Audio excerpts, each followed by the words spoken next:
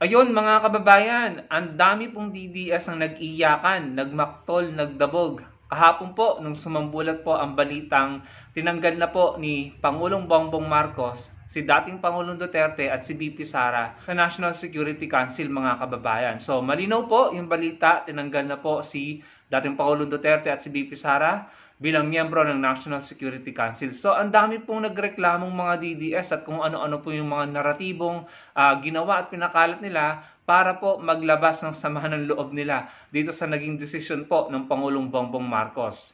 Sabi po dito sa balita, according po kay E.S. Bersamin, at the moment, the VP is not considered relevant to the responsibilities of membership in the NSC.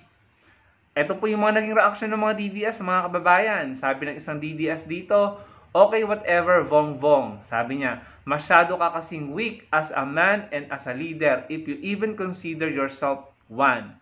So weak daw. Sabi, naku po, hindi mo lang matanggap, EB, na tinanggal ang idol mo sa NSC. Mamaya, bibigyan natin ng reaction yan. Sabi pa dito ni Isa Bungera, why excluding VP Sara Duterte from the National Security Council is a constitutional violation. No, ito na yung mga eksperto sa Constitution at sa batas. So gustong palabasan ni Isa Bungera, unconstitutional daw yung pagtanggal, no? So mamaya pag-usapan natin 'yan. Sabi pa dito ni Eric Clark Su, last name pa lang, parang alam mo na, China. Sabi dito, Marcos strips the security of both Inday and Digong to make it easier to execute their next step. Naku po, hindi po sila tinanggalan ng security. Tinanggal po sila sa National Security Council. Magkaiba yun. Hindi tinanggalan ng seguridad ang dating Pangulo at ang kasalukuyang Vice Presidente. Tinanggal lang po sila sa National Security Council. Ito namang mga DDS na ito, nagkakalat ng fake news. So, yun po yung iba't ibang reaksyon ng mga DDS. May mga nagsasabi pa na insecure daw po si PBBM kay VP Sara, kaya tinanggal sa NSC. At meron din nagsasabi na ito daw po yung hakbang na ginagawa ni PBBM para daw po unti-unting magdeklara ng martial law. Nako, talaga naman itong mga DDS na to, no? Gumagawa na naman ng mga naratibo na sila-sila lang naman ang naniniwala. So sabi, naiinggit daw po ang Pangulo, gustong magdeklara ng martial law, tinanggalan daw po ng seguridad ang dating Pangulo at si VP Sara. Mali po yun. Tinanggal po sila sa National Security Council, no? At may nagsasabi na weak daw po. Tapos meron pang gustong mag-discuss ng constitutionality ng naging desisyon ng Pangulo, no? So yan, iba't iba po yung kanilang nagiging daing at naratibo dahil nga po sa napakalaking desisyon na yan ng ating Pangulong Bongbong Marcos.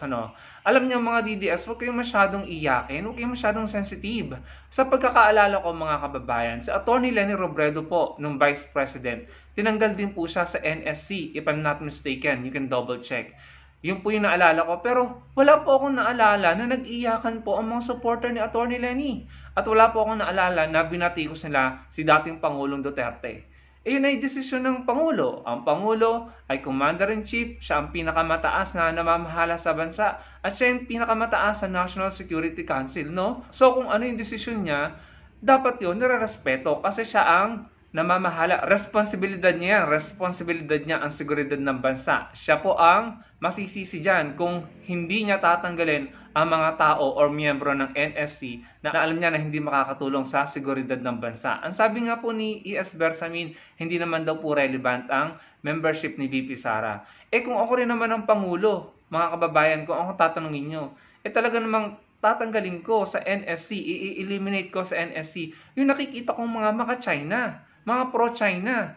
'Di ba? Ang Pangulo kailangan niyang protektahan ang interes at seguridad ng bansa. So kung may nakikita siya na miyembro ng NSC na maka-China or hindi makakatulong, no, para protektahan ang seguridad ng bansa, whatever the decision of the president, kung ano man ang reason niya, we have to trust and respect kung ano yung decision niya dahil siya po ang mananagot sa mga Pilipino, no? Kapag merong nangyaring hindi maganda sa seguridad ng bansa, mga kababayan. So mga DDS, huwag kayong mag-iyakan. Karapatan ng Pangulo mag-decide kung anong gagawin niya sa NSC bilang Commander-in-Chief, bilang pinakamataas na pinuno ng NSC at bilang Pangulo ng Pilipinas, mga kababayan. Sino ba naman kasing hindi mag-iisip, no, na ayusin, repasuhin ng NSC? Kung yung dating Pangulong Duterte po, nung panahon niya, may mga nakapasok na Chinese sa Philippine Coast Guard. Alam po natin yan, di ba? Nabalita yan. Tapos si BP Sara, hindi mo makaringgan, no, ng statement na kinukondina ang China.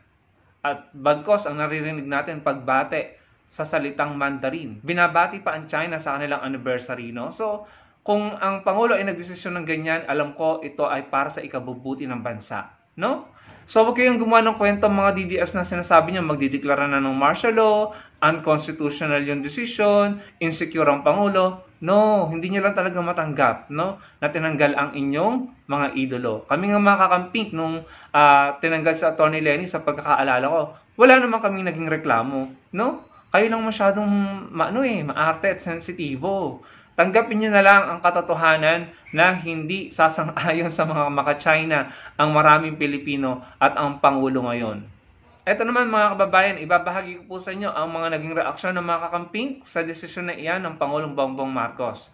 Ito po ay ilan lamang sa mga naging reaksyon ng mga kakamping. Sabi po dito ni Ronnie, kahit di ko sila binotong dalawa pero good move ito ni PBBM pero baka wala na naman ang Bratinela, kakamping here. Sabi yan ni Ronnie. Sabi naman dito ni Maria, kahit di ka namin binoto BBM basta sa interes ng bansa ang policy na ipinapatupad mo ay susuportahan namin, isang kakamping. Ayan po, sabi ni Maria. So yan lamang po ang ilan sa mga reaksyon ng mga kakamping dyan sa naging desisyon po ng Pangulong Bongbong Marcos Jr. No? So nagustuhan po nila yun at sinusuportahan po nila yun. Ako po personally, sinusuportahan ko basta po makakabuti sa bansa. Kitang-kita naman po natin mga kababayan, maka-China po sila. Tapos miyembro po sila ng National Security Council. Parang niloloko po natin ang sarili natin. Pag ganun, mga kababayan, hindi po ba? No? So kaya nga po, sabi ko sa inyo, nung panahon ni Pangulong Duterte, dumagsa ang mga Chinese. Namihasa ang China sa West Philippine Sea, yumabang sila, tumapang, lumakas ang loob, and nakapasok sila sa Philippine Coast Guard. No? So, sino matutuwa ng ganun? So, itong move na ito ng Pangulo, dapat nga matagal na niyang ginawa yan eh. Hindi po ba mga kababayan? Marami mang DDS at mga Duterte supporters ang hindi sumang-ayon dyan, nagalit, nagtampo, nag-iyakan, nagreklamo at gumawa ng kung ano-anong naratibo para makakuha ng simpatya at yung mga tao ay lituhin, Kahit pa, reklamo sila ng reklamo, maraming Pilipino at majority ng mga Pilipino ang sang-ayon sa desisyon na iyan ng Pangulong Bongbong Marcos Jr. Bago ko po tapusin ang video na ito, mga kapatid nating INC, sana po masilip nyo yung ginagawa ng mga DDS. Ayan po, pinopost nila sa page nila. Yung magiging rally ng ating mga kapatid na INC, malapit na po yan. Tignan nyo.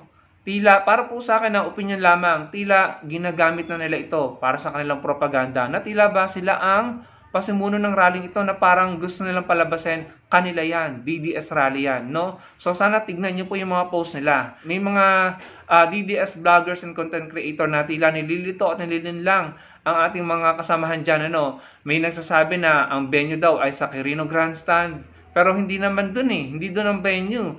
May mga nagpapakalat na ito daw po ay rally para labanan ng injustice na nangyayari ngayon sa panahon ni PBBM. Hindi rin po. Peace rally po yan. Yan po ay rally para i-promote ang kapayapaan. Hindi po para labanan ng kung ano mga administrasyon or pinuno ng bansa, So, sana po, silipin yan at tignan nyo mabuti. Baka po nagagamit na sa propaganda. Sana tignan nyo po dahil baka nililinlang na nila ang ating mga kapatid na INC dyan, Baka malito sila, baka imbis na pumunta ng tamang venue, inyo isa maling venue po pumunta, So, sa mga DDS, huwag nyo namang angkinin ang rallying yan. Hindi yan para sa inyo at hindi yan para sa mga politikong sinusuportahan nyo. Para po yan sa kapayapaan ng bansa natin. So, sana po masilip niya sa ating mga kapatid na INC. So, yun lamang mga kababayan, Maraming salamat po sa panonood.